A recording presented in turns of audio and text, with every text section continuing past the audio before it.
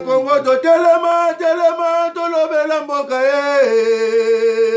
Wole to suwa ko bimbisa na poasa. Ba député to votaki bazo salarien. To tele na funa bazo salarien. Congo to lega na mwamba bazo salarien. To tele lukunga bazo salarien. Na baboko kula bibembe bazo salarien. Ato mala changu bazo salarien.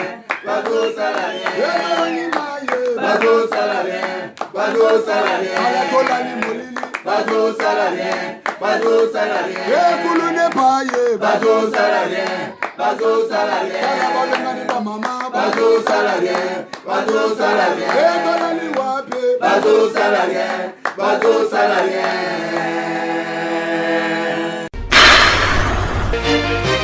Ouais, monde entier. Ça c'est le roi du phénomène qui subit. Vous savez biso trop. Ça là on le robo. Tena na vidéo anniversaire. Ngal pe subit. La sengi bini loko moko. So vous sali yango ça plaisir nanga. Biso nyonso tous s'abonner na Bakinois Balobi TV.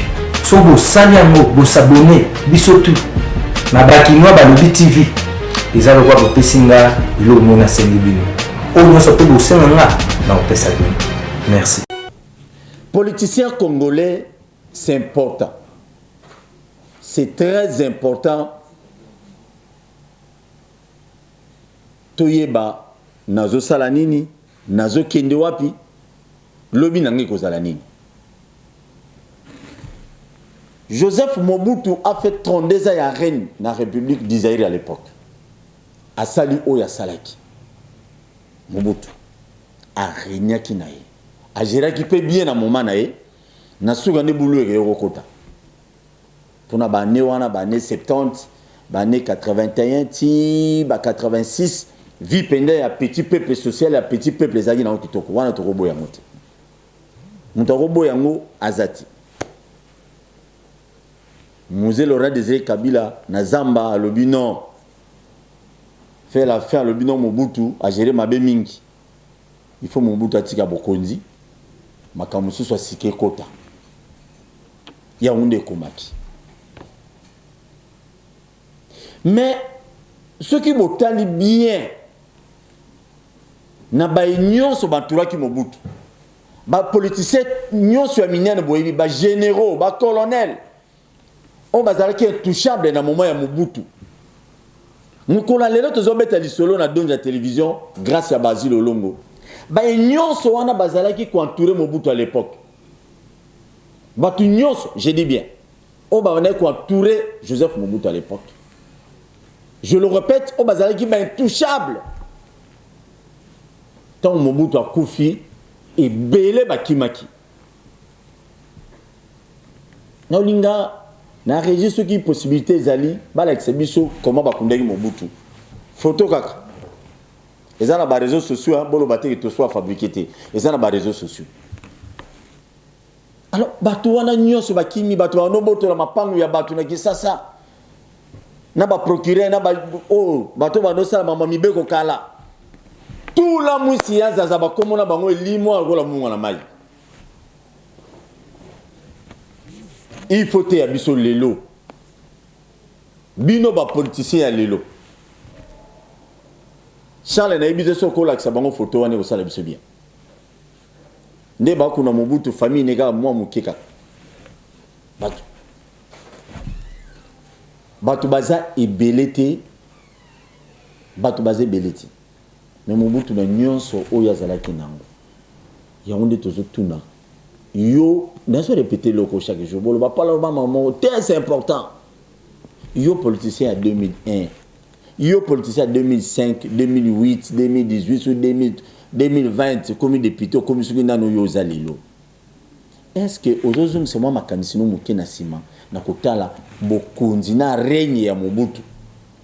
Parce que dans ce pays, tu reçois président Roland Mobutu. Wana to robo ya moti.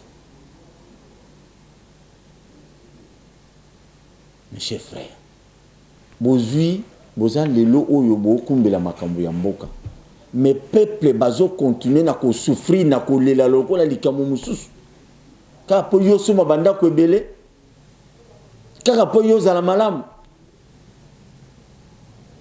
na ebite hein mozo bossa na ke Mobutu akundama na Maroc.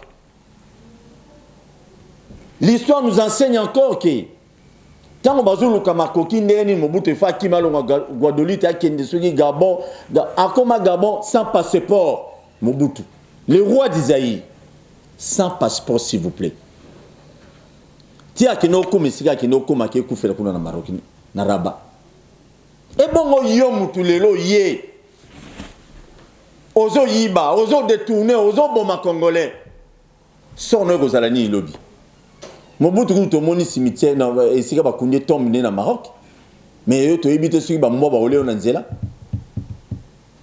bo fungola mitema peuple se retrouver boza tozo singa binote boza obligé ya ko coopérer na peuple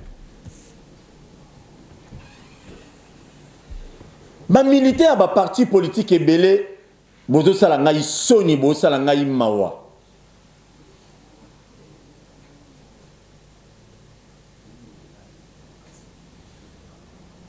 tozo singa bino ba militaire ba parti politique tozo na besoin te que nombo ke ndaka na ba parti politique boko misa ba cadre na bino rola ba nzambe te le moment boko misa ba rola ba nzambe yango ne bozo mona nyonso obulu ekeza kata Congo bozo mona wana Mobutu bazo kundaye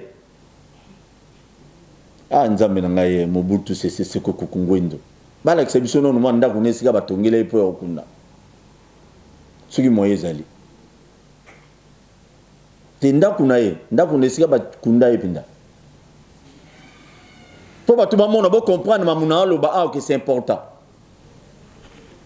avant de continuer makambo ya Mobutu l'état baluka photo wana bacha boye ba ete na limité na minute tozo beta lisolo awa vrai boulou yekeza kuna ya nyama na limité désordre eza makas na 10e rikota siège ya IDPS désordre ezali pour la ni c'est toujours c'est même parce que ba militant talalanu bomoni manda kwana ndesika Mobutu avanda alala pongini ya libela ce qui est bemango kozonga na Congo to ibipete mais il faut zonga pas za congolais c'est important et puis aza ancien président mboko oyo faut bemenezonga talalanu le roi d'Isaïe azana mbongo ya ndenga mukete par rapport ya bamuso babimilo bilobiao tala esika ya komolala pongia libela et bongo yo politicien tozonga mamwa limité na limité des autres des amakas la police déjà wana donc pourquoi bazana des autres des alliés ça toujours seulement par rapport ya marambuya obe minaru ba lobby ba loi na bango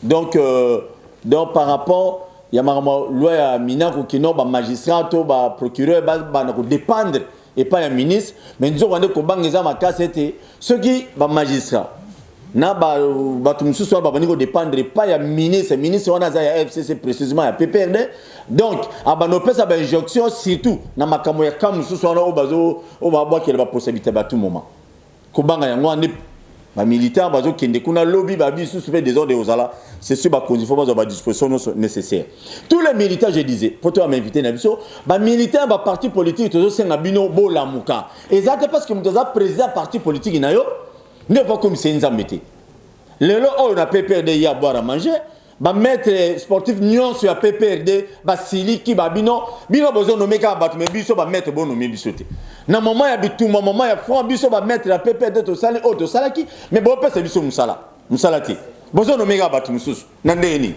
donc ba peine raison na bango toke na IDPS kuna jama kabundo no akosote nini bo azui bato babunda na IDPS na moment bituma 38 ate apesi bango misala ba muso ba vandi libanda ba militaire IDPS nyonso fils moko on a lelo na ba Jacob ba muso ba kota na CG IDPS te pour nani parce que toke na palu na bosana palu partout à toi ni gizenga bulu yeke au niveau to ebite ce partout na ekufi na minute komi mayo bona batunaye Dorothée na batunaye ça devient bizarre le militant ba parti politique bien que ba konzina bino ba parti politique ba ko obligera bino bosala makambo ba discours lukuta mais bon fungola pe miso boye bisa bango makambo bino boye bisa biso bozote ya biso pare ya peuple eza wapi. C'est très important. Mais au moins Lio Tanjoli bienvenue que j'ai salé à passant les nouveaux PCA ya RVA ACDP dans Dimitri Boulou et Kizali. Maintenant, ACDP Boulou et Kizali parce que le secrétaire général, président national, ça que l'autre mon côté, quand l'autorité morale bienvenue Lio Tanjoli dans ça quelque chose, et on te reçoit na geno sur moyen Zali, Lio ta restructuré pe parti na yo pour y avoir comme un problème. Oh, pas alors comme nango lelo, on y a comme un problème ndenge IDP ça za nango na PPRD ba mettre ba mo réclamer musala parce que ba sala ki mingi. ACDP Zali parti oh ya ba jeune. Il faut que vous ayez une idéologie, puis il y a parce que la comme il faut la 4 et ACDP. On est photo le bateau, le bateau va partir me souhaiter. Bienvenue Lio Tanjoli aux sensés. Ça va bon ça parti na yo. Pour boulou et les alipés. Ba monsieur ba sala que l'autre. Alors en même ina ku na mobeku ba loi ya zo proposer dans l'Assemblée nationale. Ba kino ba lobi porte sous atuna ba onana. Tout ce temps, bango ba gérer qui Assemblée nationale. Loi wana votamagi te pour ba proposer qui ngote pour nani. Ba ko proposer on a un moment où fatiza na bokonzi. Pour ba yebi ministère de la justice na ngamu na bango ou bien ba yebi que non na kana bango ba te belé ba détourna ba yiba. Alors ministre ba no protéger bango ne ba protéger DG à Ongefrem. Eza mutuna ba kino ba zo tuna. To ko luka muta PPRD ya munene akoyawa. Sans plus tarder, toujours à m'inviter dans comme d'habitude. Benoît Mwamba. Tatou Benoît. Oyuko yoko sala bien. To bandam. Pour battre belé. Ah Mobutu paix à ton âme. Mobutu azo paix ça batu leçon. Bien kazana sa mabela bi ngai na zalanga roi d'Isaïe. Mais botala nanu ngai. Mobutu c'est ce ko kungo ne sigani ngai ko molala. Mondanga muki mundazali na ba villa ta la place à Suki. Ta la place à Suki. IDPS nazo rappeler sous IDPS que lelo bazo tambola. Balobi c'est les informations ba komeli biso à IDPS azo sala. Boulou qui est déjà na limité kuna par rapport à Mambo Minako pour solana ndeko et puis lobby. Babi ezali moko ya Yeloko Oyo, bazo préparer les mon mboka Félix Antoine Tshisekedi pour balier avant de lire pour balier déjà Marc Kabund. Déjà ministre intérieur déjà baoliaye. Vice-premier ministre intérieur baoliaye. Et puis na ba mususu baolia bango. On a besoin toujours qui moi sur mon Oyo ndekobe mina kwa vato banda sujet Oyo. Azalaki na kati ya et pas kulu tuna biso Christian Sakono na face à face. Nous avons besoin vraiment de calmement pour tout le sujet. Où une maman de 90 ans s'est vue spolier son domicile. Elle ne sait pas où aller. Elle va à gauche, à droite, pas de solution. Finalement, elle va en ville pour saisir le ministre de la Justice. Nous avons proposé des schémas pour que, en pareille circonstance, il y ait une réaction, tout simplement.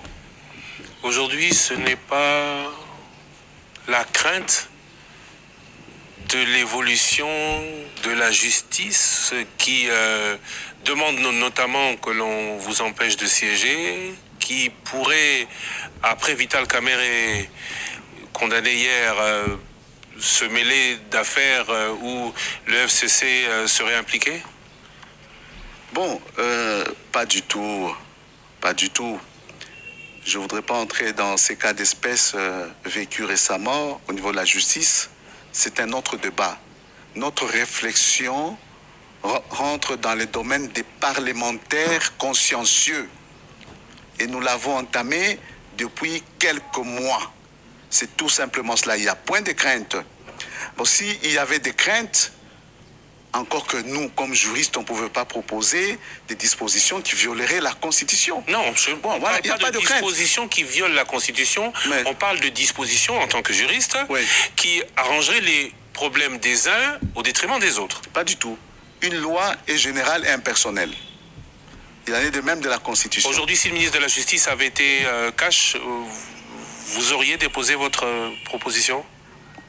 Nous l'aurions déposé à coup sûr. D'abord parce qu'il est question de principe Et si vous voulez que je parle politique, nous demeurons dans une coalition. Mais on va parler politique. Merci.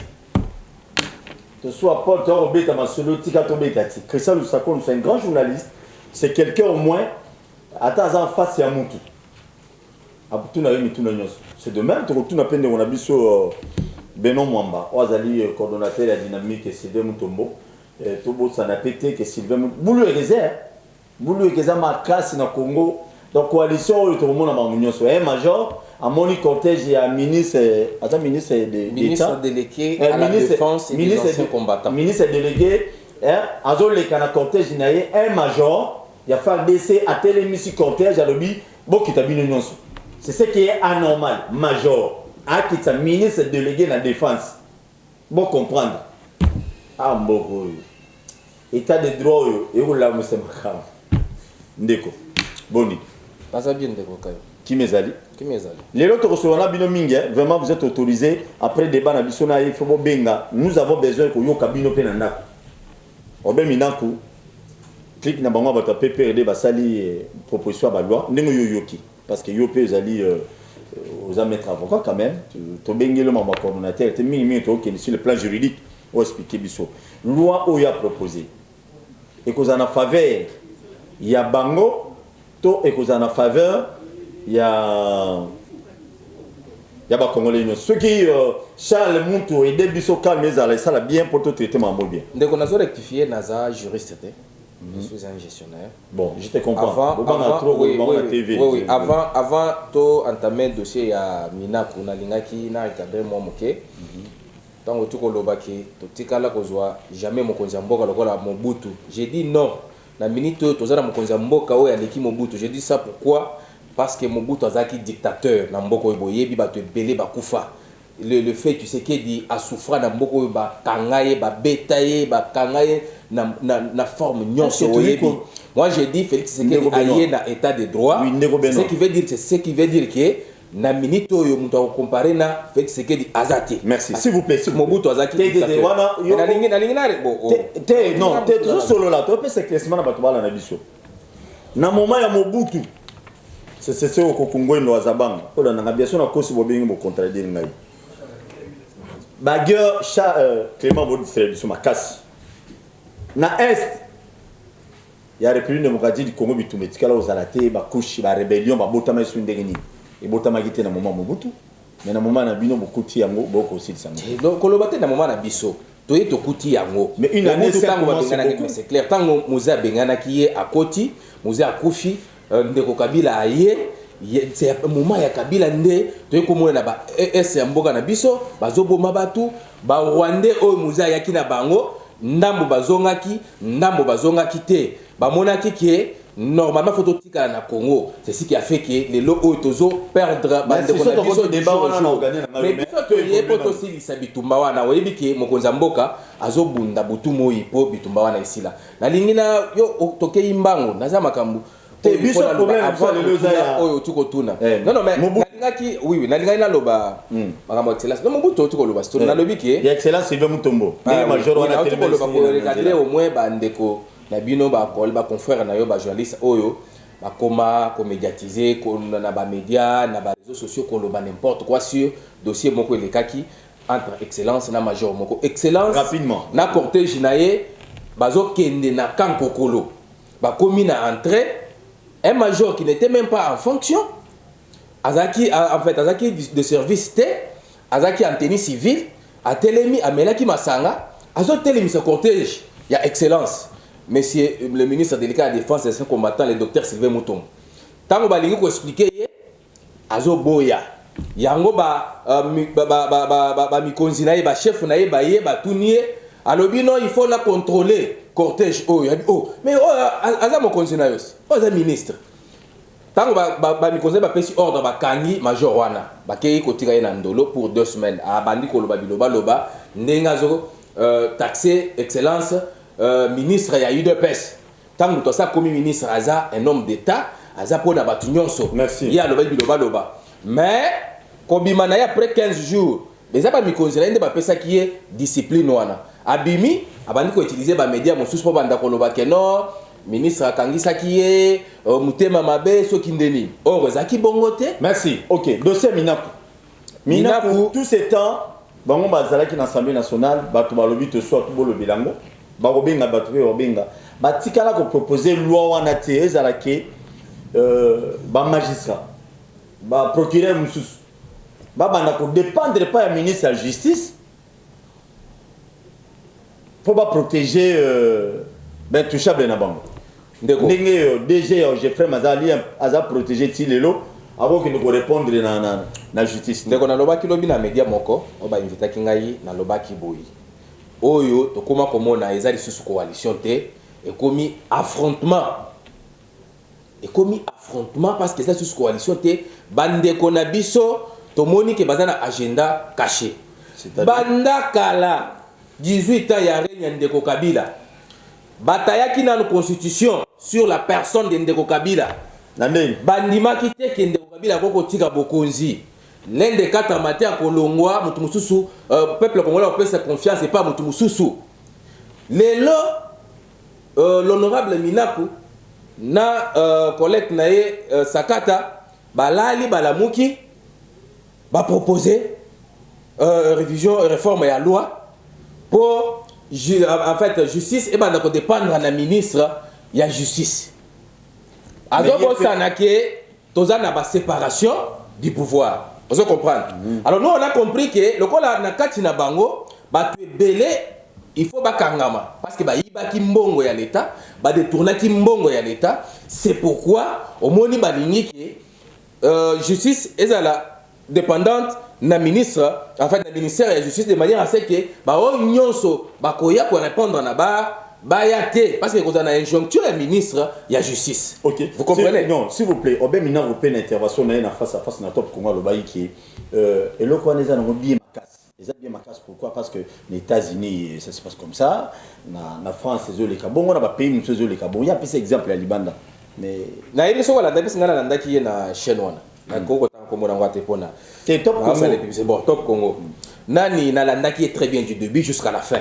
Atikala ko expliquer tes avantages ni peuple congolais à cause na réforme ya loi wana ngana landaki eza na agenda caché na kati ce qui est vrai biso toza ba mikolo et ba peuple congolais basi bafungwama batanga ba toyebi ki bazolinga ba se protéger parce que belé ata yende kominako azana ba dossier il faut répondre makambo belé ayebi. C'est pourquoi bazo banga bayebi que non justice est comme indépendante na moment na biso na pouvoir oya biso ya mokonza mboka Félix Tshisekedi aye atiki apesi indépendance na justice c'est pourquoi au monde ba koma ko banga ça c'est clair c'est connu mais to lobi boy et ko lekate ça c'est connu ce qui est de l'Assemblée nationale mokonza mboka avant de lango et ko lekate non seulement ça to ko kita na nzela et puis bayeba ke palais du peuple wana et ko koma muke parce que contenir peuple nyo sauté na kati wana jour wana oyo bako proclamer plénière biso nyonso kozala wana total atomona ndeni mais bino so boyi ya moso ba décision chef de l'état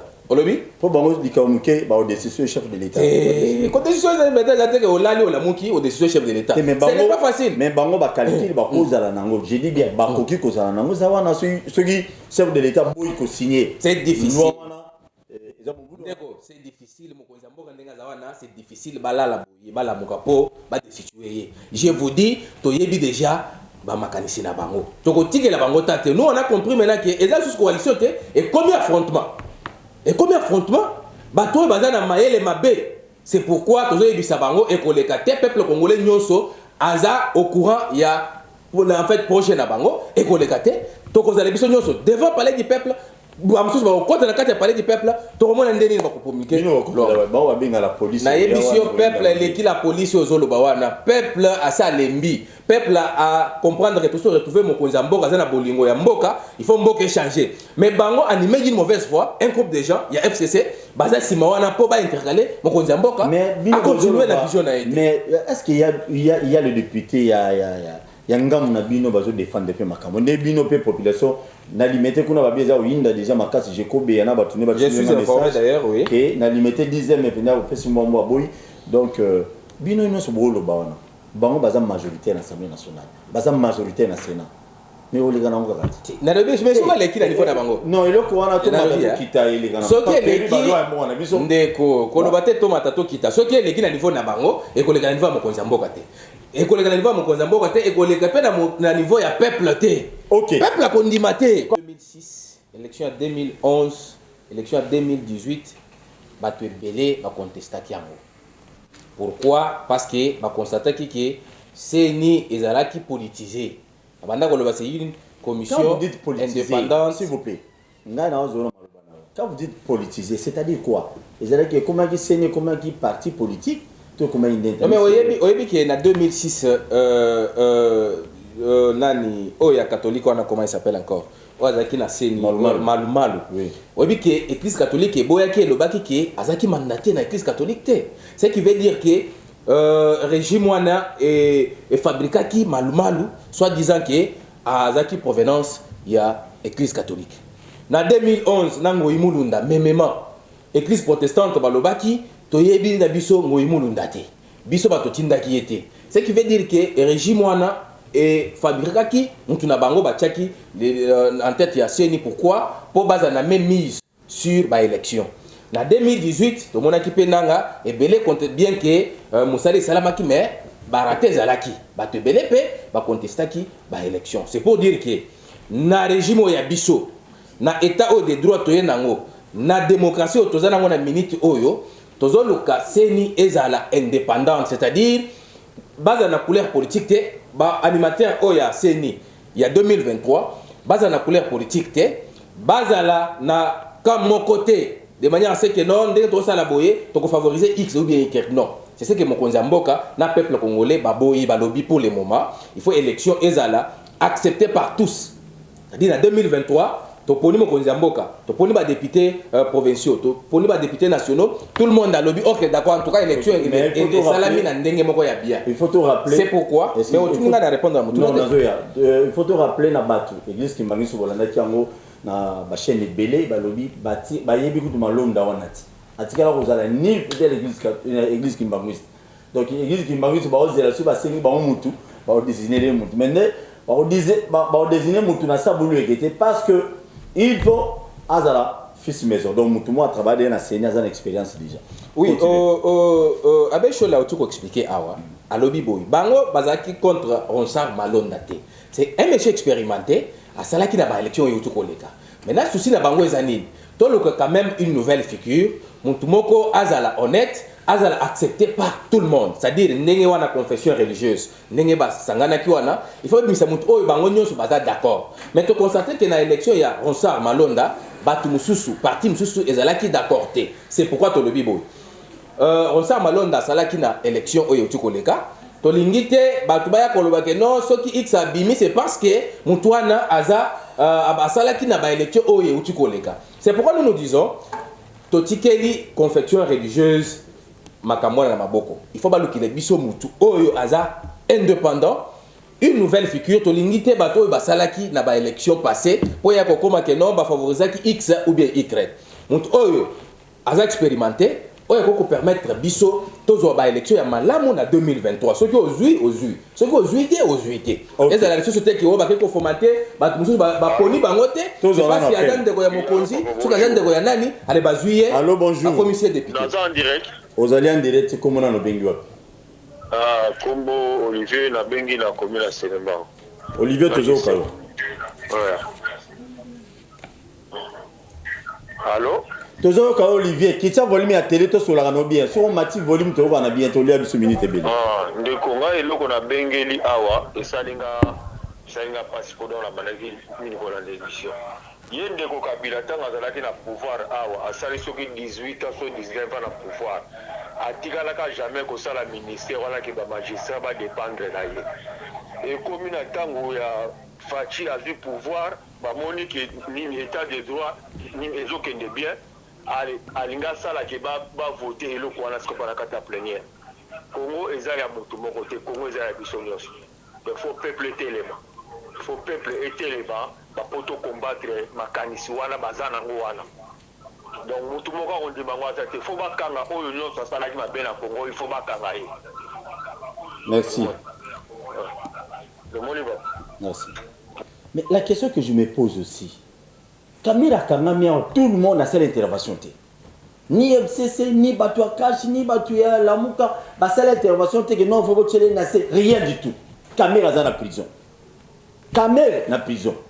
Mais ma camarade DG au Jeffrey, DG la société belé. Mais mon livret, donc mon livret n'a pas office de route dans OVD et le reste. Mais non, soyons sérieux, honnête.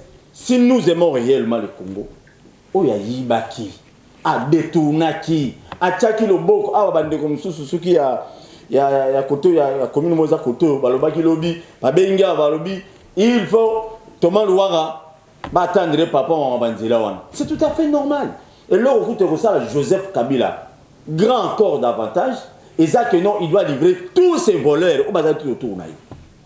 Ce Joseph Kabila au livré ba miyibi, on va yiba ba détourna. Et ça bien, tala André Kimbuta a se sauvé avant Neri Banda, mais maintenant on a la makala.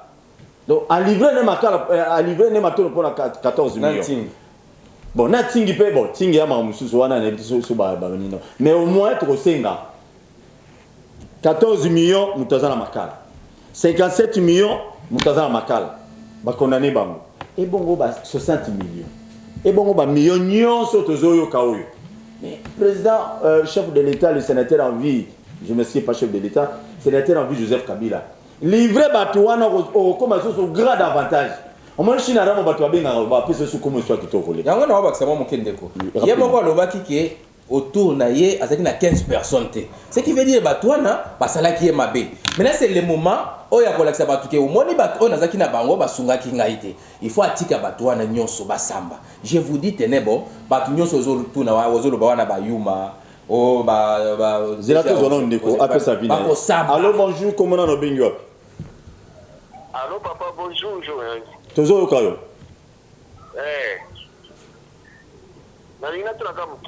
Kombo na no bengi wapi? Tozo kayo.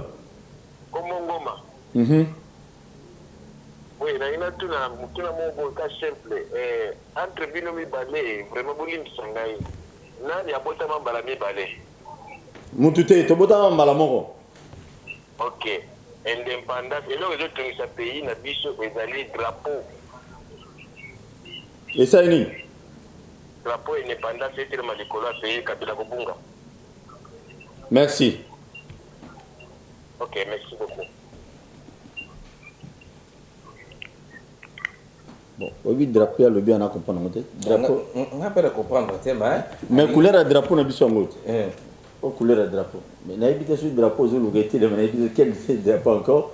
Donc ils a vraiment voulu équipe. Excuse une déco Benoît. Allô, bonjour.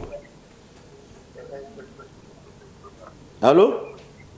Allô, bonjour, oui, comment on a le Bengal? Bonjour, bonjour.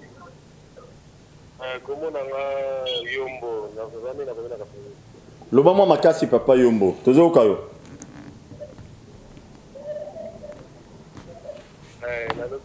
Kuna koyo soki député wana ya spécial lobi kuna loi ya proposer pour batalaka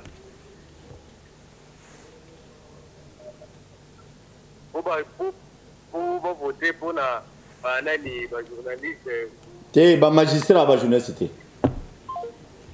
donc ils allaient au Beminako na sakata baza ba député national siko bangonde na assemblée nationale ba proposer mobeko moite ba magistrat ba procureur ba onyo so ba dépendre pas ya ministre et ya justice ko zo décision donc sans avant ko zo décision te oh boy il faut pas se recourir na ba se référer na ye ministre a fait sa vie na ye en quelque sorte ça bongo mais ils ont intérêt na ya peuple toza ya FCC toza cash. Allô, bonjour.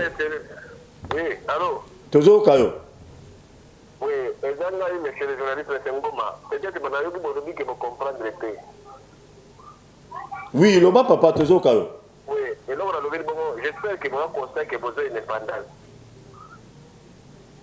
Oui. Ok, pour vous avoir les sociétés. Merci. Les beaux hommes qui drapeau et l'indépendance du colo ya mboka. Ah, ok. Merci. Merci beaucoup. Ok. Obando Loba. Moi, je prends le peuple à témoin. Il faut le peuple à comprendre que l'ennemi n'a pas minute et zanani na minute. Parce que honnête. Oh, mais bateau honnête oh honorable Obé Minako. Mutu alali ka boya la muki alinité to fouiner dans le passé. Ngonza mboka lobi a refouiner dans le passé té. Mais je suis à lobby ce qui bakuti yo maboko na yo na libenge ya l'état, il faut ba bengisa yo samba. C'est par là que bande kolokola ba Obé Minaku ba bandi ko banga ba yebi que non parmi bango Obé Minaku il est parmi les dirigeants hein. Ouais, je dirais quand même bien. Il y a un problème. Yo mon tolo biso ka gérer bien mais là et to na niveau ité. To na niveau o to modi ndenge to kuti mboka za déchiré.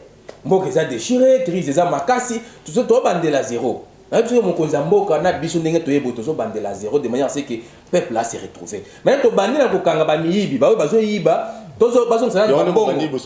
Bazo nsana ba mbongo. Bobani na caméra. IDP bobani na caméra. Allô bonjour.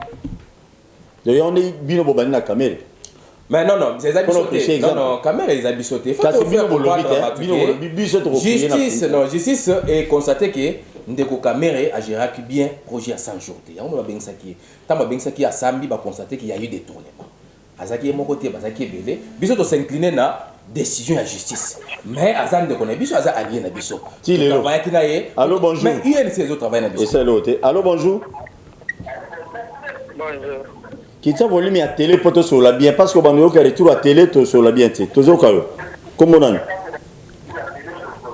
oui bonjour ngande Jean-Paul na bengi à passer à ma tête qui t'a volume à télé papa Jean-Paul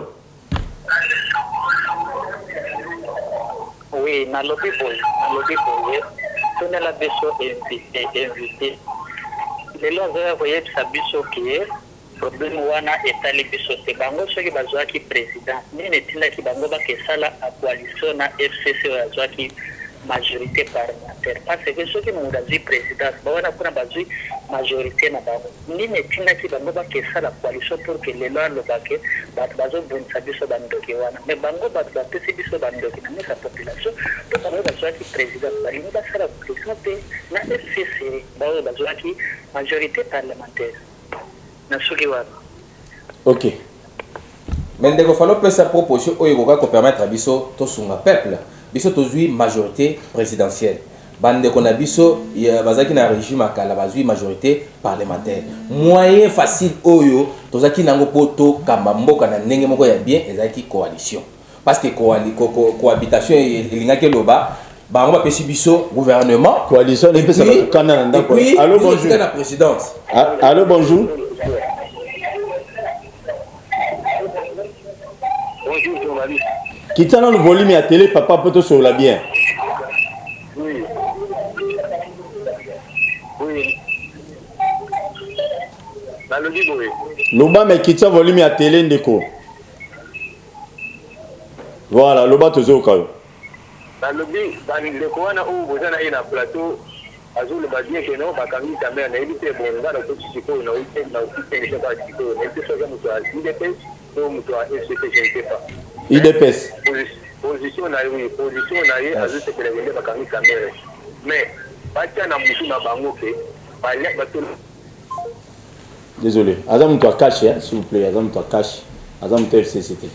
Comment tu FCC bas sur la veste ne bazali na uti ko expliquer que tozana esengote parce que bakangaki caméra aza alien na biso to bundaki po to koma na alternance to koma na pouvoir tozana ngo na lobby muto abengisaki ndeko caméra ezaki justice par rapport à gestion na ya projet 100 jours mais la question justice ndé tellement qui a comment indépendante a constaté que non il y a eu des tournements c'est pourquoi bakangi alors on a un problème la question que batu bazo benga oh ba benga lobby na butu ba to lobby na makambo yo ba lobby comment faut-il na moment na bango yo be minoko za président assemblée nationale projet à loi na yakité baye na ngoka sikoyo et là on y babomi na sima yango biso nyos tozo mituna wana le problème est pendant 18 ans ya rien ndeko Kabila ndeko Minako wana zaki déjà juriste il fallait abanda na régime wana poto mona que en tout cas tout ça la musala mais là c'est quoi balongwe na pouvoir biso toye allez ba komi ko compliqué na sens que il faut et surtout que bayebi que ministre de la justice aza oya FCC azo bosa na ke lobby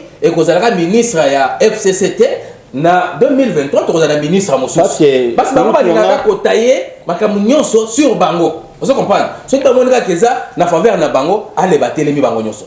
Na landaki lobi na bato mosusu ya FCC bazo encourager loko wana. Je me dis mais ceux qui lobby et kokoma siko ministre ya parti politique mosusu. Bokozonga lisusu na proposition mosusu ya keno tozonga lisusu totika lisusu justice indépendante ou bien to continuer ndengwana. Vous comprenez? Alors c'est pour dire que bandeko wana bamona ka avantage na bango baza pona peuple congolais te. Ah to na posa ya ki. Mais non. To maximiser ba recette comme ça tout ça la mosala na 3 ans oyo tika le peuple là se retrouver. Mais bango tala ndenge bakoma koya na makambo oyo kutu eza na intérêt ya peuple congolais. Na bino peuple azo souffrir. Il faut pas y avoir proposition ya que non nini ministère wana ezotambola te ndeni société ezotambola te ba bengisa ba déjà ba société ba expliquer na assemblée comment société zo fonctionner te bango baza kuna te tellement que ba yebi que fin du mois baza na ba salaire na bango baza bien véhiculé baza na bandaku bazo bossa na que peuple peut azo souffrir tout ça na petit peuple oh ya vota biso azo souffrir il faut pourtant le maintenant besoin ya peuple congolais mais bango baza kuna te et comme que non il faut justice indépendant na ministère ya nan il faut beau so ba monaka que loko za na avantage na bango allez wana batelemi so mo ngeza na faveur na bango te wana batiki c'est pour dire que peuple il faut attirer ba conséquences peuple a mona que nani aza contre ye et nani aza pour ye c'est le moment maintenant merci mais bino pe ba tu IDPS ba député na bino IDPS na ya lamuko ba kuna parlement il faut absolument rien du tout moi ko batanga comme ne lobby pas ba téléspectateur awa ba biye banda kinda una décevoir ba tunyonso toza minoritaire na assemblée peu importe professeur Mata Lobaki ba député ya UDPS bazoloba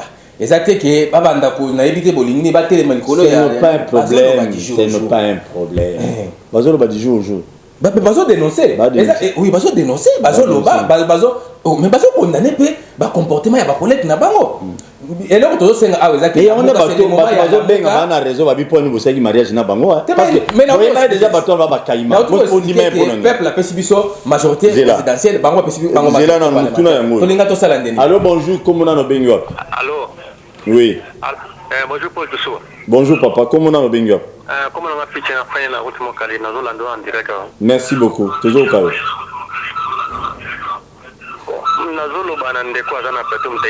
s'il vous plaît, Pichen, quittez le volume. Quittez le volume à télé.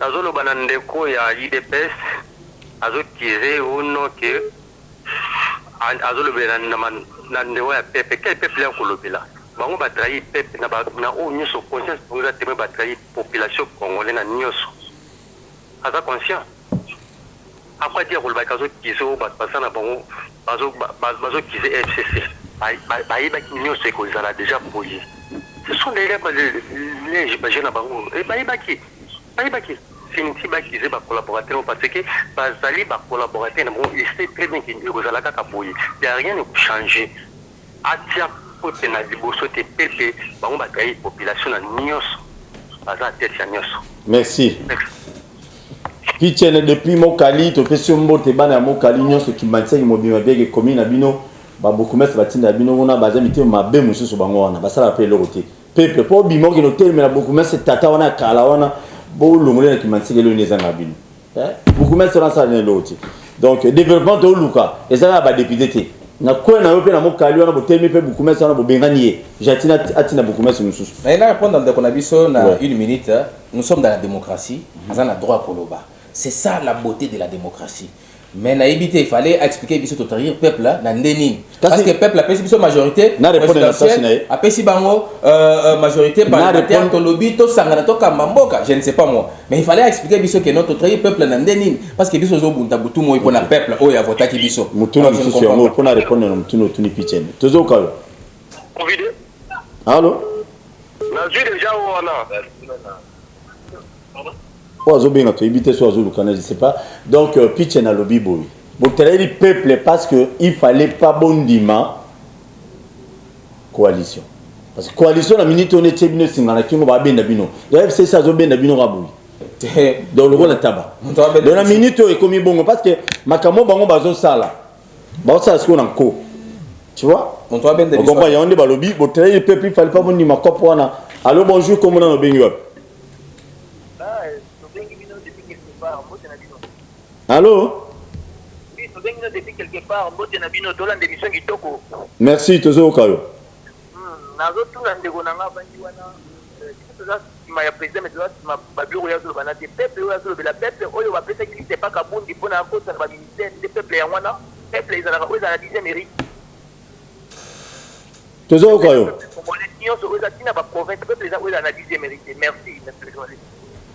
et bien parce que on dirait bino bato cash to bato IDPS wa bula rapinda peuple ka ba ya ba combattant ba parlementaire de vous ba ya na 10e mairie d'ailleurs ngana mtu wa IDPS naza na cash naza mtu wa IDPS naza na ngambo ya RDT alors c'est pour dire que ezaka ka bato IDPS c'est-à-dire biso lo bela peuple na minute mo ko nzamboka za pona mtu nyonso za pona un groupe ya parti politique UDPS ou bien INC ou bien RDTT mokonzi mboka ayepona peuple mobimba oya votaye c'est pour dire que bande ko comprendre je ne comprends pas biso to lobi boye bande ko soki to sangana bango c'est parce que ba pesa ki bango majorité parlementaire mais maintenant to travailler nous avons bazali na majorité ba voter ki bango oui ba voter ki bango bazali na majorité oza sur ba député nyonso ba voter bango na lobi boye te toujours tout na pour continuer ko loba ngai naza sénité biso élection CENI a publié a publié mokonzi mboka oyo peuple aponaki Félix Tshisekedi abandi kotanga ba député to que bango bazaki majoritaire alors to koloba ndeni expliquer to koloba c'est pour dire que biso toza bango ba kosala biso le côté na ye to yebi crainte na bango ezaki ba kolandela bango na makambo onyoso basala c'est pourquoi zomona bazobunda ndeni bakokozwa biso te mutu bisika azali wana zobanga abi ngai na sina zwaki mwa 30000 na ngai. Allô? Allô? Oui, comment on a le bengu? Oui, toujours quand on est rapidement, tu remets sur l'émission. Ok, les potos sur la bien parce que on a retour à télé sur la bien toujours comment on a? Oui, bonjour, Ngande Jean-Paul, ma bengue à partir à ma tête. Qui t'a volume à télé, papa Jean-Paul? Oui, na lobby boy, tu n'as la besoin invité. Les lois voyez ça biso qui est problème wana etali biso te bango soki bazwaki président nini tindaki bango bakesala a coalition na FCC bazwaki majorité parlementaire parce que soki mundu azwi président bawana kuna bazwi majorité na bango nini tindaki bango bakesala coalition pour que les lois lobake bato bazobundisa biso bandoki wana mais bango bato bapesi biso bandoki na mesa population to bango bazwaki président balingi basala coalition te na FCC baoyo bazwaki majorité parlementaire. Ok. Mais il faut faire sa proposition pour permettre à biso to sunga peuple. Biso to zui majorité présidentielle. Bande qu'on a biso bazaki na régime akala bazui majorité parlementaire. Moyen facile oyo to zaki nango poto kamba mboka na ndenge moko ya bien ezaki coalition. Parce que cohabitation elingaki loba bango bapesi biso gouvernement coalition et puis allô bonjour la présidence. Allô bonjour. Bonjour journaliste. Qui t'a le volume à télé papa poto sur la bien. Oui. Oui. Dans le dit oui. Loba mais qui t'a volume à télé ndeko. Voilà, loba tozo kayo.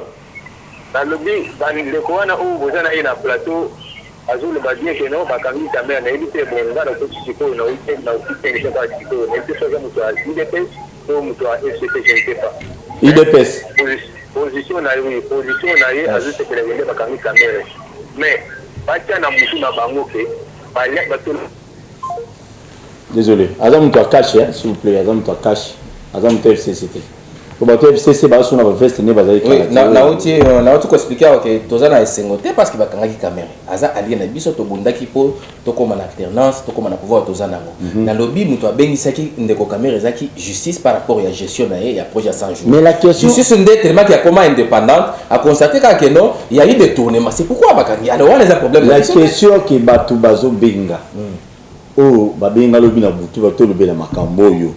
Ba lobby comment faut-il na moment na bango yo be minoko za président assemblée nationale projet à loi na ya quitté ba ye na ngoka sikoyo et là on y ba bomi na sima yango biso nyonso tozo mituna wana le problème est pendant 18 ans ya rien ndeko Kabila ndeko mina ko azaki déjà juriste il fallait abanda na régime wana po tomona ke en tout cas azosala mosala maintenant sikoyo balongwe na pouvoir biso toye ale bakomi compliqué na sens que il faut et surtout que bayebi ke ministre ya justice aza oya FCC azobosana ke lobby ekozalaka ministre ya FCC te na 2023 tokozala ministre mosusu parce bango balingaka kotaye makambo nyonso sur bango ozo comprendre soki tamonaka keza na faveur na bango ale batelemi bango nyonso nalandaki lobi na bato mosusu ya FCC bazo encourager eloko wana je me dis mais soki lobi ekokoma siko ministre ya parti politique mosusu bokozonga lisusu na proposition mosusu ya keno tozonga lisusu totika lisusu justice indépendante ou bien tokocontinue ndenge wana. Vous comprenez? Alors c'est pour dire que bande quoi na bamonaka avantage na bango baza pona peuple congolais te. Ah on a posé ya ki. Non, to maximiser ba recette comme ça tout ça la mosala na 3 ans o tika le peuple là se retrouver. Mais bango tala ndenge ba koma ko yana makam o ekutu eza na intérêt ya peuple congolais. Na bi le peuple azo souffrir. Il faut pas y avoir proposition ya que non nini ministère wana zo tambola te ndeni société ozo tambola te ba ben ça va déjà ba société ba expliquer na assemblée comment société zo fonctionner te bango baza kuna te tellement que ba yebi que fin du mois baza na ba salaire na bango baza bien véhiculé baza na bandaku ba zo bossa na que peuple peut zo souffrir tout ça na petit peuple o ya vota biso azo souffrir il faut botter maintenant besoin ya peuple congolais mais bango baza kuna te et comme que non il faut justice indépendant na ministère ya nan il faut bo so bango que loko za na avantage na bango allez wana batelemi so moi que ça na faveur na bango te wana batiki c'est pour dire que peuple il faut attirer par conséquence peuple a mona que nani aza contrarié et nani aza pour ye c'est le moment maintenant merci mais bino pe ba UDPS ba député na bino UDPS na ya lamuko ba kuna parlement il faut absolument rien du tout moi ko batana comme on lobby et pas ba téléspectateur awa babiye banda kinda una décevoir ba tunyonso toza minoritaire na assemblée peu importe professeur Mata Lobaki ba député ya UDPS bazoloba exacté que babanda ko na ebité bolingi ba télé likolo ya pas un problème c'est pas un problème bazoloba du jour au jour bazo dénoncer oui bazo dénoncer bazoloba bazo mais bazo condamner pe ba comportement ya ba collègue na bango et là to senga ah exacté on a bazo benga bana raison ba bipo nous bosaki mariage na bango parce que mais on déjà bato ba kaima on dit même pour peuple la pesibiso majorité présidentielle bango pesibiso bango zela na mutuna ya ngo to linga to sala ndeni allô bonjour comment on a bengi wa allô oui bonjour Paul Dessous bonjour papa comment on a bengi wa comment on a fait na fin na route mokali na zolando en direct merci beaucoup toujours kawe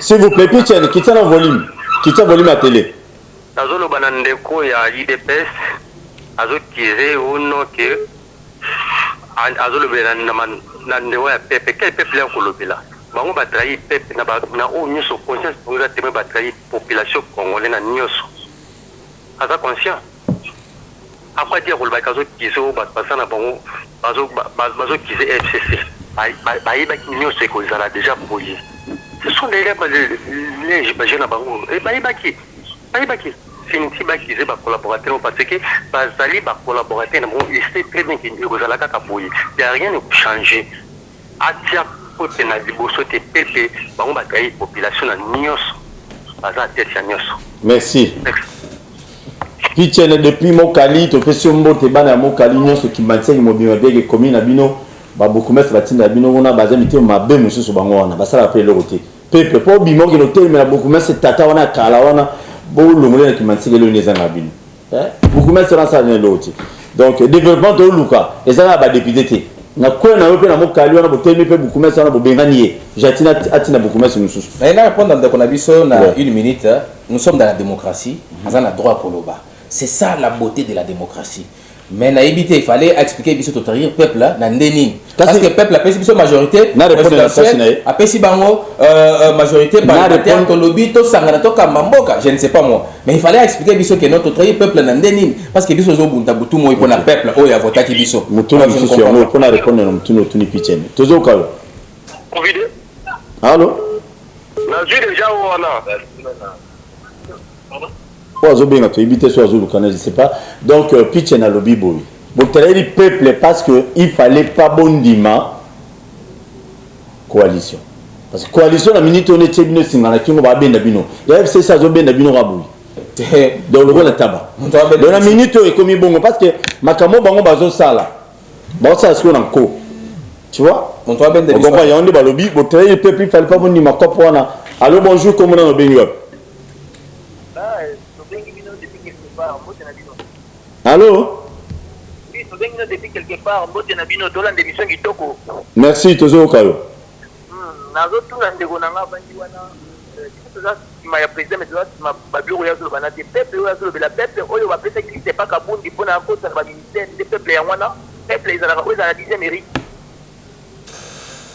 Toujours Kalo.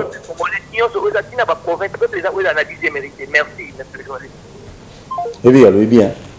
Parce qu'on dirait bino batwa cash, to batwa IDPS sur boula rapinda, peuple quand baya ba combattant ba parlementaire de vous baya na 10e ria. D'ailleurs ngana mtu wa IDPS naza na cash naza mtu IDPS naza na ngambo ya RDT. Alors c'est pour dire que ezaka ka bato IDPS c'est-à-dire biso lo bela peuple na minute mo konza mboka za pona mutu nyonso za pona un groupe ya parti politique UDPS ou bien UNC ou bien RDTT. Mokonzi mboka aye pona peuple mobimba oya votaye. C'est pour dire que bande ko comprendre je ne comprends pas. Biso to lobi boye.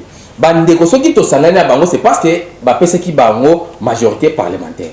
Mais maintenant to travailler nous avons bazali na majorité. Ba voter ki bango oui, ba voter ki bango bazali na majorité. Vous assurez ba député nous sommes ba voter bango. Na lobi boye.